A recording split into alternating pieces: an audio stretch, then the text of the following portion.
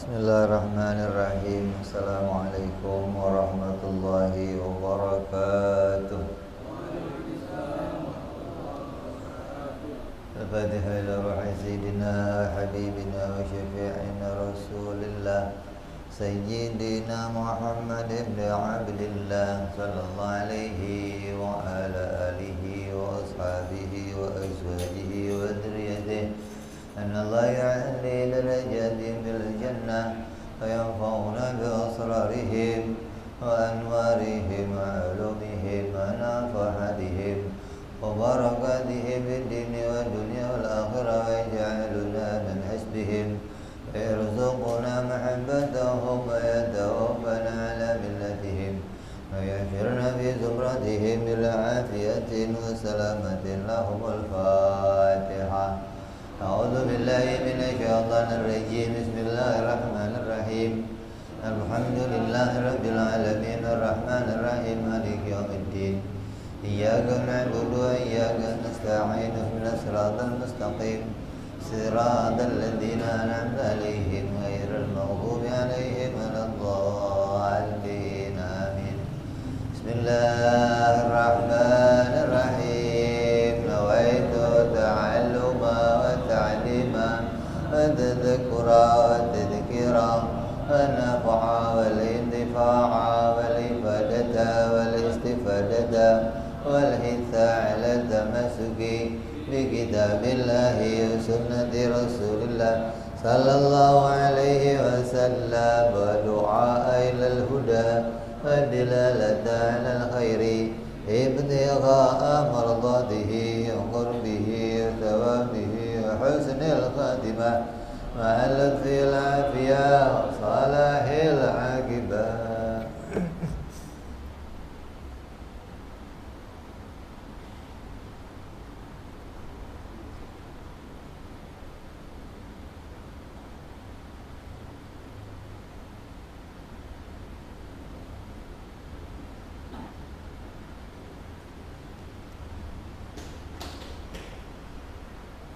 Bismillahirrahmanirrahim. Alhamdulillahirabbil alamin. Salatu wassalamu ala asyrafil anbiya'i wal mursalin sayyidina wa habibina wa syafi'ina wa maulana Muhammadin wa ala alihi wa sahbihi ajma'in. Rabbi israh li sadri wa yassir li amri wa hlul 'uqdatam min lisani yafqahu qawli. Ja'alana Allah wa iyyakum minal aidin wal faizin al maqbulin wa kullu amin wa antum bi khairin. Alhamdulillah. Hari ini kita kembali berjumpa dalam kajian kita, rutinan kita, ta'lim muta'alim kitab hikam, yang mana kita sudah libur 1 bulan penuh di dalam bulan Ramadan. Alhamdulillah, hari ini kita buka kembali yang insya Allah Ramadan membawa kebaikan untuk kita. Ramadan menjadikan ampunan untuk kita. Ramadan menjadikan kita menjadi orang-orang yang dimenangkan oleh Allah Subhanahu wa ta'ala. Amin ya rabbal alamin. Kita melanjutkan apa yang menjadi rutinitas kita, yaitu taklim kitab hikam.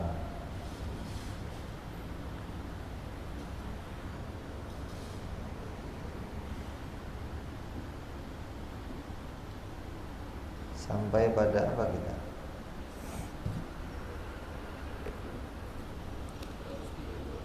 Hah?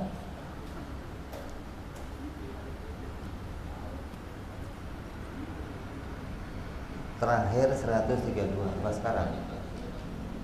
Terakhir 131.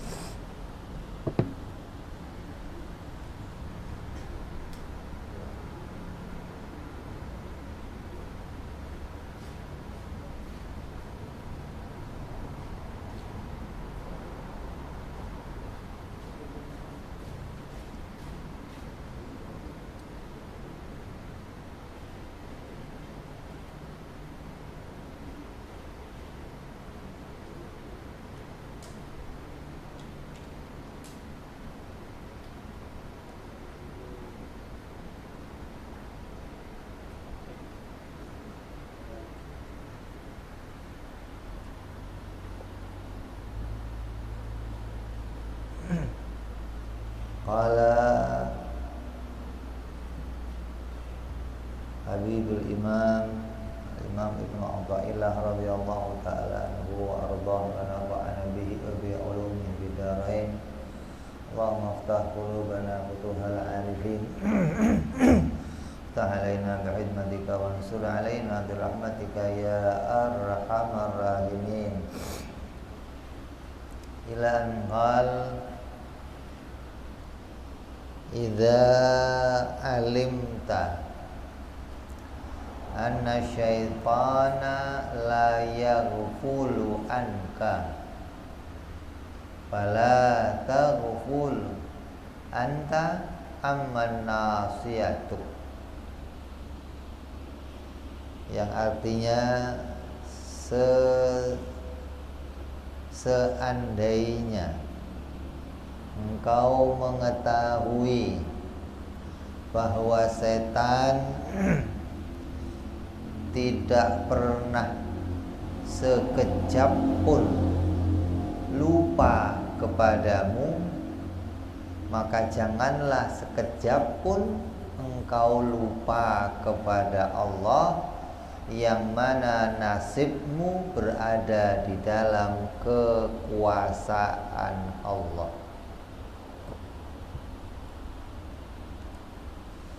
Itu makna terjemahnya.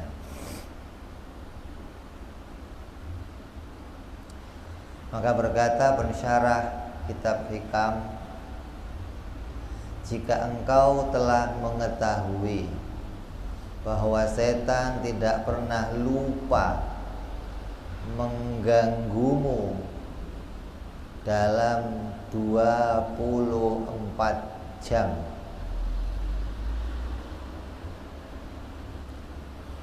nggak ada setan prank ganggu, nggak ada. Setan istirahat. Setan 24 jam aktif mengganggu kita. Apabila engkau mengetahui hal ini,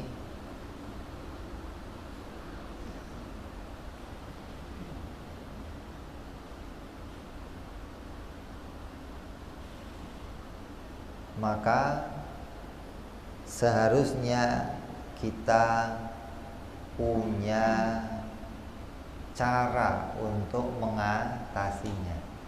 Bagaimana cara melawan setan? Bagaimana cara menghambat setan? Bagaimana menghalau setan? Setan itu punya rumah di dalam diri kita.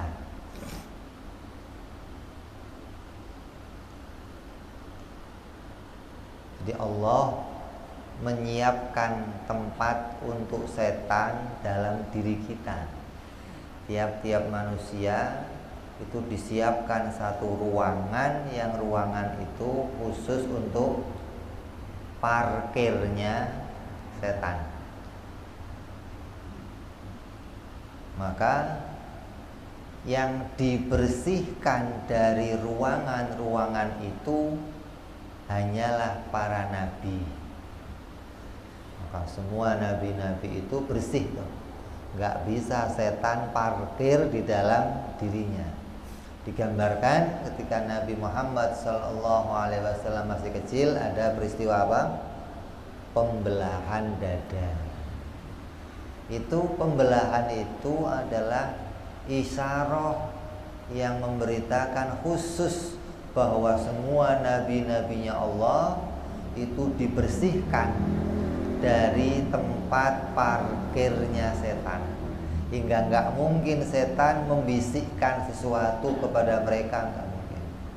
Apa yang mereka dengar, apa yang mereka rasakan, apa yang mereka ingat hanyalah berita dari Allah Subhanahu wa ta'ala. Wala yantiqu anil hawa in huwa illa wahyun yuha. Jadi Nabi itu nggak pernah menerima bisikan wangsit, nggak pernah. Kalau ente kan kita enggak. Makanya hati-hati nih, harus tahu nih bisikan setan, bisikan nafsu, atau bisikan malaikat. Ada yang namanya apa? Khatir. Khatir itu datangnya macam-macam. Ada khatir rabbani, ada khatir syaitani, ada khatir nafsi. Ini dorongannya dorongan dari nafsu, dorongan setan, atau dorongan dari Allah, dari malaikat. Ini kita harus membedakan hal-hal tersebut. Maka setan itu punya tempat yang Allah siapkan dalam diri kita, di mana? Di sebelah kiri dada setiap manusia. Ada tempat yang disebut darah hitam. Setan itu nggak seneng sama tempat-tempat bersih, nggak seneng. Dikasih tempat yang kotor di situ. Ada tempat darah hitam yang menggumpal, maka di situ tempatnya setan parkir. Dari situ setan mau membisikkan sesuatu, menguasai diri kita, bolak-balik keluar masuk dari jalan tersebut. Maka jika seorang manusia berzikir kepada Allah, maka setan itu akan meninggalkan tempat tersebut. Ketika kamu dalam hati kamu ingat kepada Allah, maka tempat itu akan ditinggalkan oleh setan. Tempatnya jadi gerah gitu loh. Setan gak betah di tempat tersebut. Tapi ketika seorang hamba itu lalai kepada Allah, maka setan tetap bersemayam di tempat itu untuk terus membisikkan sesuatu, mengajak kita keluar dari jalannya Allah Subhanahu wa ta'ala. Nabi Isa alaihi salam meminta kepada Allah agar diperlihatkan kepadanya tempatnya setan dalam diri manusia. Kalau ente kan kalau doa pengennya tahu tempatnya fulus kan, ya, tempat kerjaan. Ini kalau yang kerja yang baik dibuka ya Allah hijabnya. Kalau Nabi Isa pernah berdoa, ya Allah, bukakan untukku hijab yang mana aku bisa melihat di mana setan bersemayam dalam tubuhnya manusia.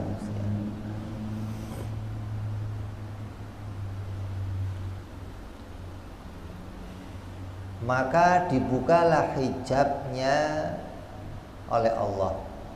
Maka Nabi Isa dibuka hijabnya hingga bisa melihat tempatnya setan tersebut. Dan terlihatlah setan itu meletakkan kepalanya di atas hati manusia. Jadi tongkrong di sebelah kiri dada.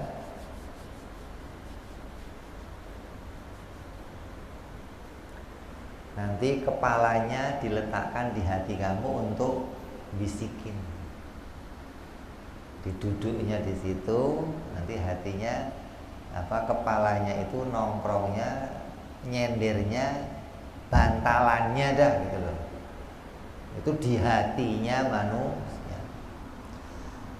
Ketika seorang hamba itu berzikir, mengingat kepada Allah, maka setan menyingkir, mengangkat kepalanya dari hatinya manusia. Ketika seorang manusia lalai, ya itu bantalnya enak banget di situ. Udah nggak akan copot-copot dari situ. Jadi untuk bantal tidurnya setan itu hatinya tiap-tiap hambanya Allah Subhanahu wa ta'ala. Maka seorang hamba harus bisa menghindar dari godaan setan itu. Akan tetapi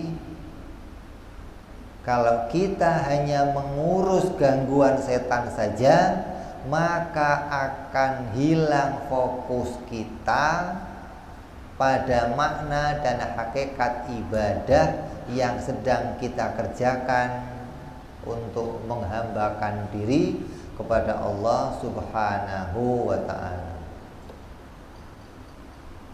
Kita dikasih tahu nih, maka kita akan berusaha apa?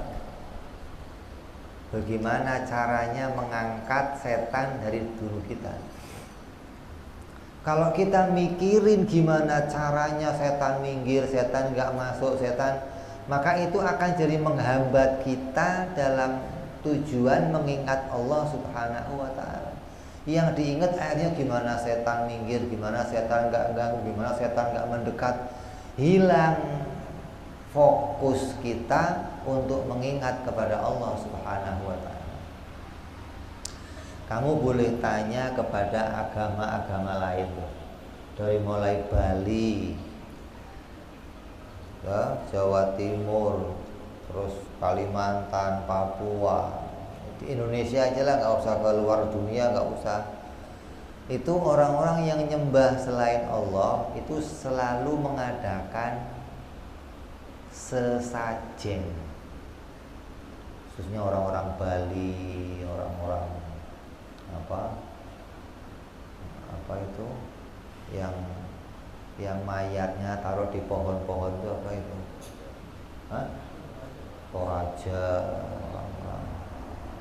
Itu mereka kalau ditanya itu ngapain itu ada sesembahan begini, itu cara yang mereka lakukan agar bisa terhindar dari godaan setan. Jadi yang dipikirin gimana setan gak mendekat, gimana setan gak masuk, gimana setan menjauh, itu yang dikerjakan. Hingga gak punya aktivitas nyembah Tuhan, gak punya. Aktivitasnya ngusir setan. Hari ini acaranya ini, besok acaranya ini, lusa acaranya ini, tahun depan terus. Yang dipikirin gimana caranya gak sampai kemasukan, gimana caranya setan akhirnya nggak bisa fokus ibadah kepada Tuhannya. Ini loh yang kamu diwanti-wanti ini. Jadi ketika kamu sudah tahu, dikasih tahu, nggak usah khawatir, nggak usah. Allah siapkan cara agar kamu bisa terhindar dari godaan setan dan kamu tetap fokus ibadah. Gitu loh. Digambarkan oleh ulama seperti seorang yang memiliki kambing untuk digembalakan. Lalu di sekitarnya banyak serigala. Kan kalau orang gembala kambing kan takut ada apa? Serigala, ada yang akan makan kambing-kambing tersebut. Maka pasti gembala itu akan berusaha mengusir serigala-serigala tersebut. Maka apabila dia sibuk ngusirin serigala, kapan dia fokus ngurusin kambing? Gitu loh. Saking takutnya kambingnya dimakan, sono pasang jebakan, sini pasang jebakan, ngintai serigala. Lah kambingnya kemana? Wah, akhirnya kambing gak diperhatiin, makannya gak ngerti apa, kemana larinya gak ngerti, hanya gara-gara fokus ngurusin ngusir. Gitu lah. Ini ulama gambarin. Jadi kamu gak usah fokus ngurusin itu. Jadi yang terbaik adalah apa yang dikasih solusinya? Mintalah perlindungan kepada Allah Subhanahu wa ta'ala dari godaan setan. Fasta'id billah. Mintalah perlindungan dari Allah. A'udzu billahi samiil alim minasyaitonir. A'udzu bikalimatillahi tammati min syarri. Sudah, kalau kamu sudah minta perlindungan Allah, ya biar Allah yang urus caranya ngusir gitu. Biar Allah yang ngatasin gimana dia nggak mendekat. Biar Allah yang ngatasin bikin perlindungan untuk diri kamu. Kamu nggak usah ngatas. Masih masuk nggak ya? Masih dekat nggak ya? Oh, kapan ente mau fokus ibadah? Hanya gara-gara fokus bagaimana ngatasin setan nggak masuk. Pakai jimat, pakai rompi, nanti dirajah-rajah, pakai lingkaran dibatasin. Nah ya Arif, ibadahnya kapan? Fokusnya ngurusin ngusir. Itu yang dikerjakan oleh orang-orang di luar Islam. Karena mereka nggak minta perlindungan dari Tuhannya, mereka nggak minta pertolongan dari Allah, hingga mereka cari cara untuk mengatasinya. Hanya sesajen, ada yang namanya sedekah laut, biar apa? Jin-jin nggak marah. Ada, kalau dulu saya kecil tuh di depan kampung saya, depan ganggang ada apa? Sajen, isinya ada klepon, ada macam-macam. Kalau kita kecil kita yang makanin gitu. Nah, kalau kamu lihat di acaranya orang-orang Hindu Buddha, mereka sembahnya apa? Jeruk bali, jeruk puro, yang enak-enak lah. Makanan setan, sayang banget begitu buat makan setan. Jadi mereka bikin cara gimana caranya setan nggak marah, setan nggak ganggu setan, hingga hilang fokusnya untuk ibadah kepada Allah Subhanahu wa Ta'ala. Kita enggak. Allah ajarkan fasta'id billah, mintalah perlindungan kepada Allah Subhanahu wa Ta'ala agar terhindar dari godaan setan dan kita bisa terus fokus ibadah kepada Allah Subhanahu wa Ta'ala.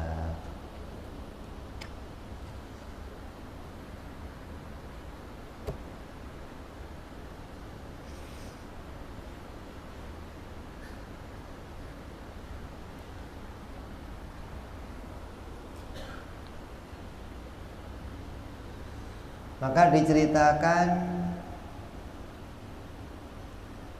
ada dialog antara dua setan, ya, ada dua setan saling dialog. Dua setan ketemu, terus dua-duanya didialog.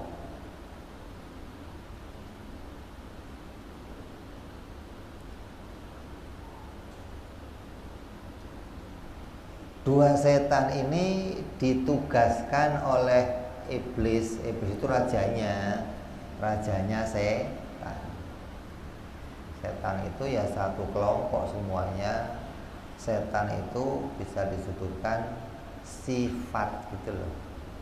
Iblis yang jelek itu namanya setan gitu. Manusia yang jelek disebut setan. Lu kayak setan lu. Makanya sifatnya jelek gitu loh. Kalau bangsanya bangsa jin, sama semuanya jin. Iblis ya jin, tuyul ya jin, dedemit jin, kuntilanak ya jin, suster ngesot ya jin, si manis jembatan Ancol jin, semua jin. Nah, kalau jin itu punya sifat jahat namanya setan gitu loh. Kalau sifatnya baik namanya jin muslim. Jadi jin itu juga ada saudara kita yang muslim. Jangan dianggap jin itu semuanya jahat, enggak. Ada jin yang ganggu, yang suka nyerupai, itu namanya jin yang sifatnya jelek, disebut namanya setan. Maka disunahkan kalau kamu makan tulang nih, makan tulang, habis makan daging, ayam kayak kambing dibuang, buangnya baca Bismillahirrahmanirrahim. Kenapa? Tulang yang kamu buang itu akan jadi makanannya saudara kita muslim dari bangsa jin. Kalau kamu bacain Bismillah, jin yang kafir gak bakal mendekat. Akan jadi makanannya khusus jin muslim.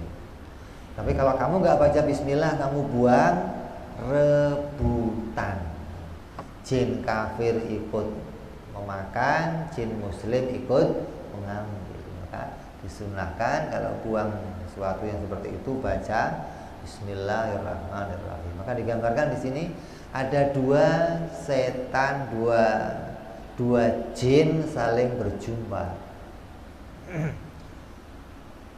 Satu mengganggu orang mukmin.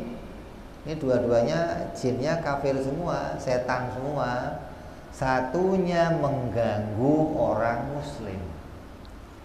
Jadi yang satu ditugaskan ganggu orang kafir, satunya ditugaskan ganggu orang muslim.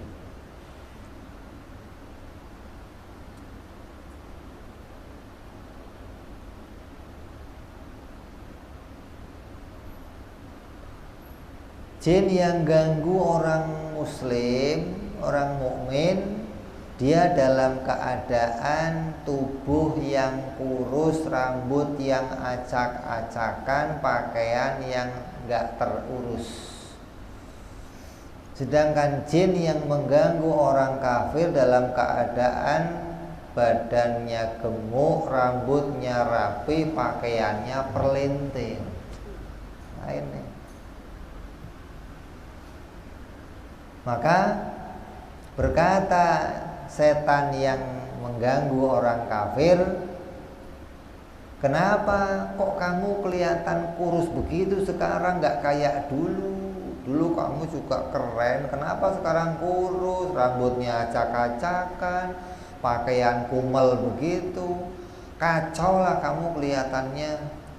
Lalu dijawab oleh setan tersebut yang mengganggu orang mukmin, ya inilah, karena saya ditugaskan mengganggu orang yang beriman, maka saya apes kayak begini. Saya tidak pernah mendapatkan bagian apa-apa dari mereka.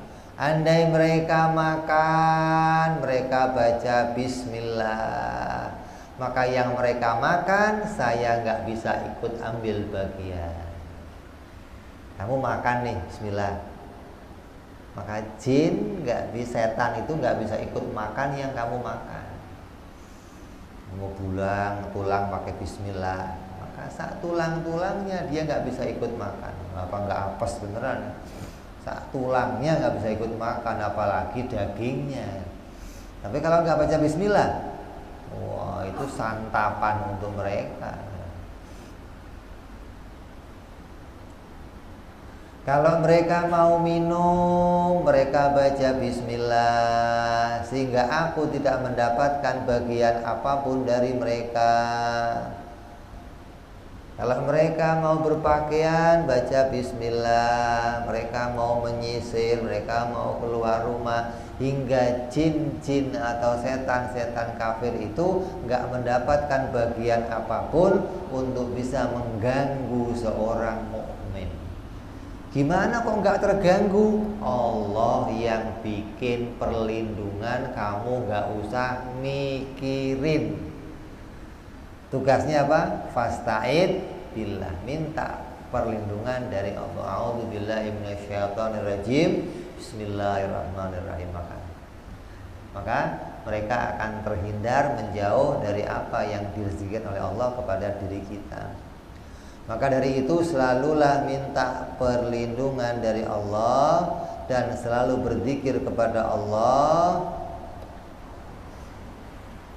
agar setan tidak mendapatkan bagian apapun dari diri kita. Maka biasakanlah mengucapkan bismillah dalam setiap perbuatan baik, sebagaimana Nabi Shallallahu Alaihi Wasallam mengajarkan kepada kita untuk berdoa setiap kali kita keluar rumah. Bismillahirrahmanirrahim. Allah. Bismillahirrahmanirrahim wa mursaha. Bismillahirrahmanirrahim. Bismillahirrahmanirrahim. La yadurru ma'asmi syai'un fil ardi wala fis samai wa samiul alim. Mau makan maka baca doa, mau bercermin baca doa, mau berpakaian baca doa. hingga iblis nggak mendapatkan bagian apapun. Kamu nyisir baca doa, iblis nggak dapat bagian, rambutnya acak-acakan. Tapi kalau kamu nggak demikian, maka dia dapat bagian, ikut tersisir rambutnya, pakaiannya ikut keren, badannya ikut gemuk. Itu karena dia mendapat bagian dari rezeki yang kita dapati dari Allah Subhanahu wa ta'ala. Hingga mau berkendaraan, mau pakai sepatu, mau pakai yang lainnya, ada doa yang kita ucapkan agar terhindar dari godaan-godaannya setan. Maka setan itu memang diberikan oleh Allah keleluasaan untuk menguasai diri manusia. Maka dengan itu setan selalu mengajak manusia untuk menjauh dari perintahnya Allah Subhanahu wa ta'ala. Ayo bantalnya hati kita. Lah kamu kalau mau ngapa-ngapain itu pertama perintah dari hati, tergerak dulu dari dalam hati. Ketika hati tergerak, maka kamu kerjakan. Lah setan bisikin, akhirnya mau ngapa-ngapain yang didengar bisikannya setan. Kayak itu niat baik, padahal didahului bisikan setan dalam diri kita. Karena setan itu diberikan oleh Allah keleluasaan untuk mengganggu diri kita. Maka hikmahnya bagi seorang hamba yang mengetahui itu, maka dia akan selalu minta perlindungan kepada Allah Subhanahu wa ta'ala, kepada Allah, dan jadilah dia hamba yang dilindungi oleh Allah dan biasa berbuat amal ibadah dengan baik tanpa adanya godaan-godaan setan. Berkata Imam Al-Ghazali radhiyallahu an, maka seorang hamba harus bisa membedakan antara bisikan setan dan mana bisikan malaikat, mana khatir syaitani, mana khatir rabbani. Jika seorang tidak bisa membedakan, maka dia akan mengikuti bisikan yang terlihat baik padahal itu dari setan, dan pasti ujungnya akan menjauhkan dia dari Allah Subhanahu wa ta'ala. Banyak, contohnya banyak. Kayak kamu diajak sholat, tiba-tiba hati kamu pingin sholat. Ini enggak selalu ajakan sholat itu ajakan yang baik, enggak selalu. Ketika kamu kok pingin sholat, maka ya kamu harus sesuai dengan aturan sholat. Apa? Bajunya bersih, tempatnya bersih, niatnya yang bersih. Kalau kamu kok hatinya pingin ngajak kamu sholat, tapi udah yang penting sholat, gak usah mikirin itu mesti setan. Setan itu ngajaknya buru-buru. Nah kamu yang diajak sholat, yuk nggak bisa, harus bersih, cebok dulu yang baik, kencing nggak buru-buru. Kenapa? Ntar kalau udah kencing buru-buru tengah sholat keluar lagi. Yang lama istabroknya sampai tuntas, sampai hingga betul-betul yang kamu diajak, hati kamu ngajak sholat itu betul-betul ajakan dari malaikat, bukan ajakan dari setan. Ada seorang ulama, tiba-tiba ada kawannya datang ngajak dia, bro, ada undangan jihad, ayo kita berangkat. Wah, begitu dengar undangan jihad, semangat dia, ayo siap-siap. Pakaian ditata, senjata ditata, sampai pintu berhenti dia. Ini kok saya tahu-tahu semangat perang ini mau apa? Hati manusia itu biasanya kalau diajak perang itu gemeter, deg-degan. diajak perang, kalau diajak makan-makan mah cepet, diajak perang. Ini kok tadi saya diajak perang kok semangat, ada apa? Duduk dia merenung, dipikir. Oh, ternyata waktu saya dengar ajakan perang, hati saya kerentek untuk bangun, terlintas kalau menang kamu akan dipuji banyak orang. Semangatnya jalan, ada sedikit kerentek. Apa? Nanti kalau kamu ikut menang, kamu akan dipuji. Gak jadi, ulang lagi. Kok gak jadi? Enggak. Dan niat saya gak beres ikut kamu. Jadi kalau orang kok bisa hati-hati, bisa bedain ini bisikan siapa, ini setan. Maka dia akan tahu, walaupun kelihatan yang ngajak jihad, ngajak baca Quran, ngajak sholat, lihat ini ada apa di dalamnya. Ada tujuan karena selain Allah enggak di situ. Kalau ada tujuan karena selain Allah, setan ikut andil bisikin kamu di situ. Tapi kalau enggak ada tujuan itu, murni karena Allah, mau dipuji orang, mau nggak ada yang dengar, mau nggak ada yang lihat, mau nggak ada yang. Terus setan itu kalau bisikin sedikit doang, nggak banyak-banyak. Kamu sholat biasa, Bismillahirrahmanirrahim, Alhamdulillahirabbil alamin. Mertua lewat, setan bisikin, mertua lewat bro.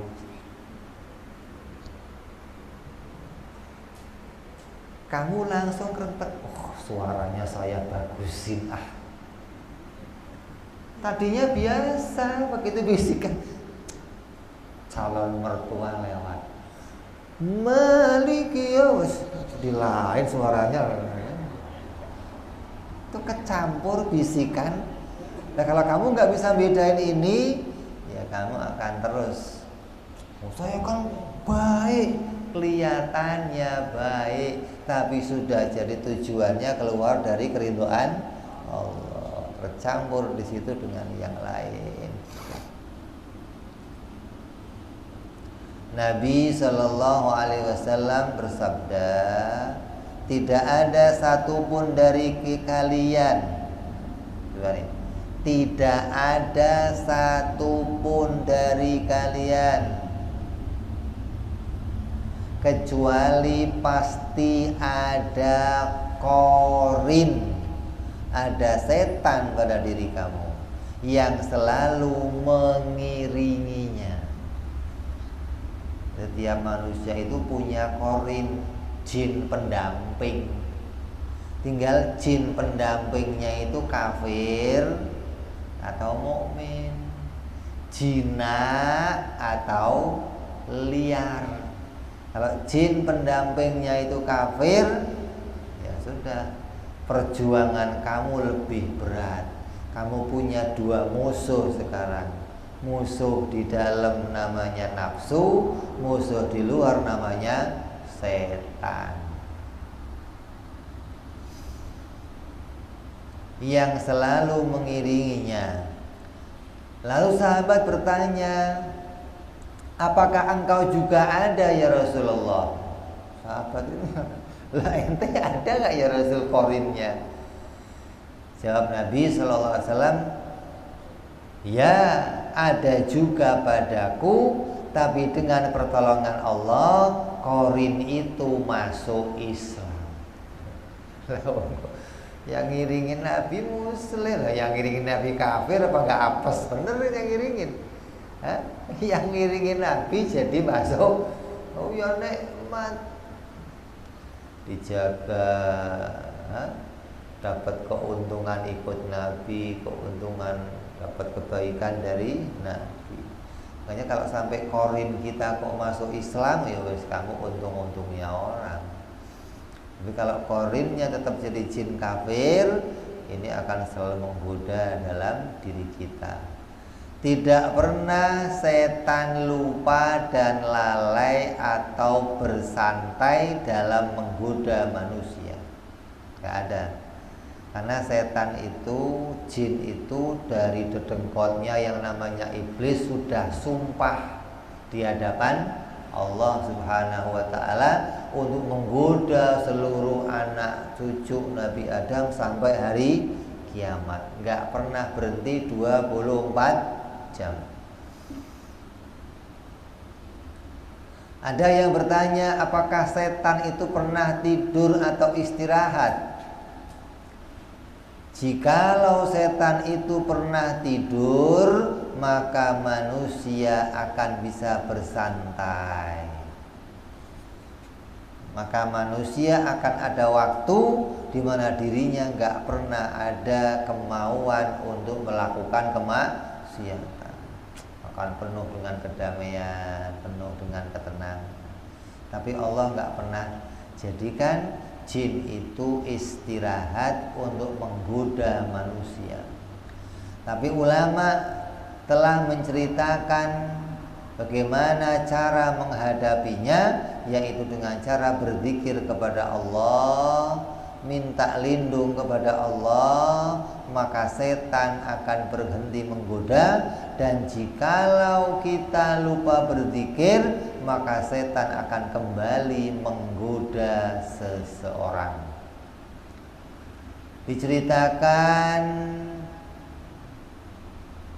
bahwa ada seseorang bercerita kepada Nabi bahwa ada seorang laki-laki yang tidur setiap malam sampai subuh tanpa pernah bangun untuk sholat malam. Ya Rasul, ada nih kawan saya kalau malam tidurnya sudah ngiler ngorok sampai pagi, nggak pernah tengah malamnya itu nggak pernah ngelilir sama sekali, terus bangun mau tahajud kayak mau apa, nggak pernah ya Rasul. Gimana ya Rasul? Kata Nabi SAW, orang itu matanya dikencingin setan. Makanya orang kalau sudah suruh doa, kalau mau tidur baca doa, baca kulluhu muawwidzatain ayat kursi, tiup sapin. Itu biar terlindung dari godaannya setan. Kupingnya nggak dikencingi, matanya nggak dikencingin. Lah kok nggak basah? Loh, kalau kencing anak kamu ya basah. Lah gimana bentuk kencingnya setan? Nggak usah nanya, nanti kalau kamu dibuka hijabnya malah kamu ketakutan. Kata Nabi, orang itu matanya telah dikencingin oleh setan.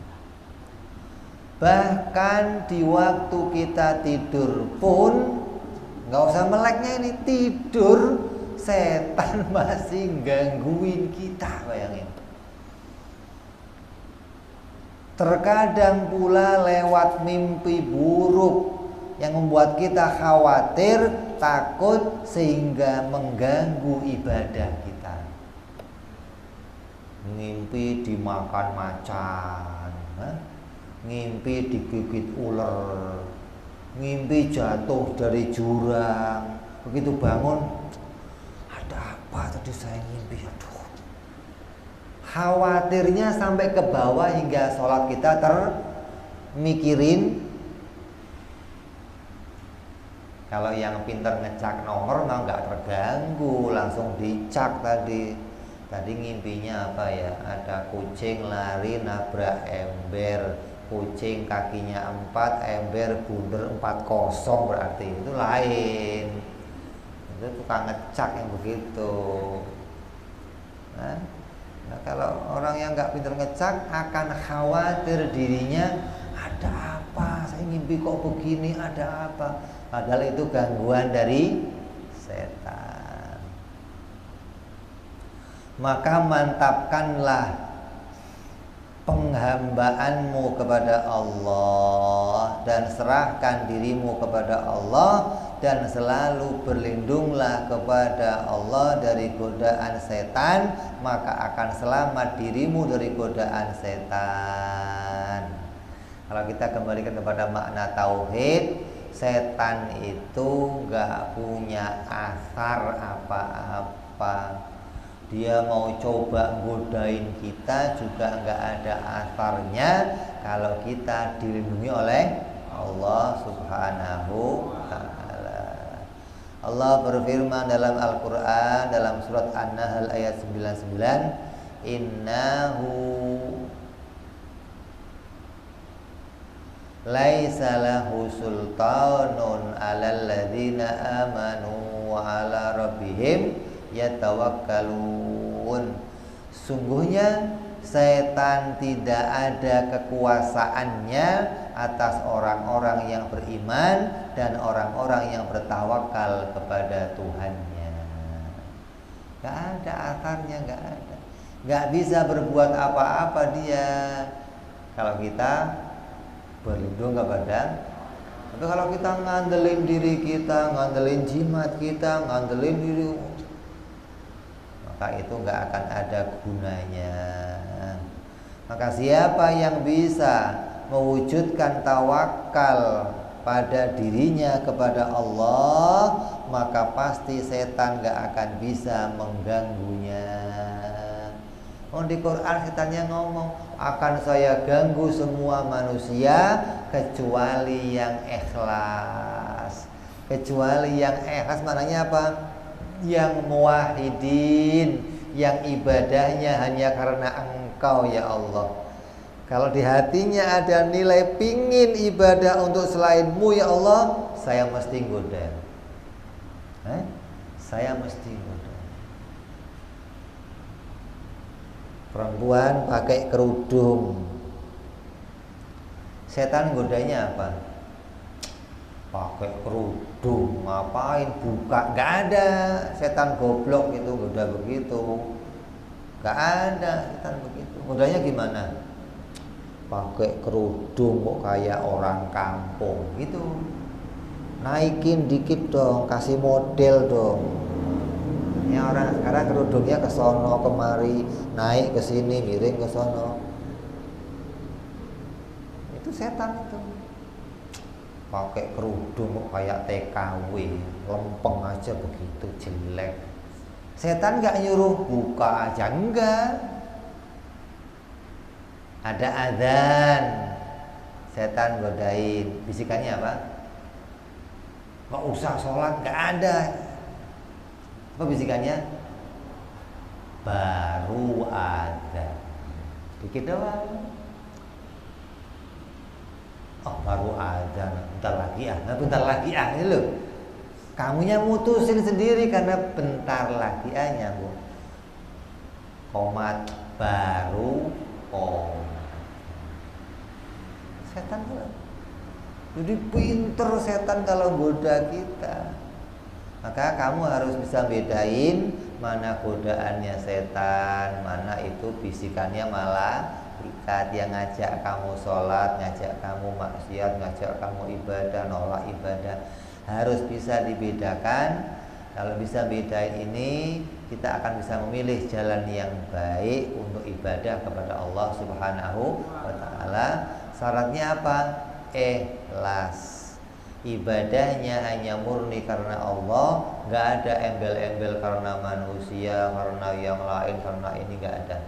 Ketika bisa sampai begitu, nggak ada setan bisa gangguin apa yang jadi tujuan jalan ibadahnya kita kepada Allah Subhanahu wa ta'ala.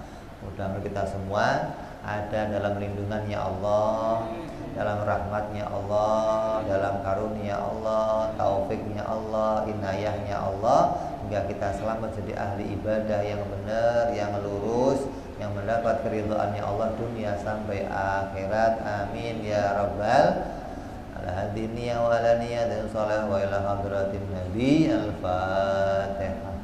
A'udzu billahi minasy syaithanir rajim. Bismillahirrahmanirrahim. Alhamdulillahirabbil alamin. Arrahmanirrahim. Maliki yaumiddin. Iyyaka na'budu wa iyyaka nasta'in. Ihdinas siratal mustaqim. Siratal ladzina an'amta 'alaihim ghairil maghdubi 'alaihim waladdallin. Amin. Ya Rabbana i'tarabna bi anna naqtarabna wa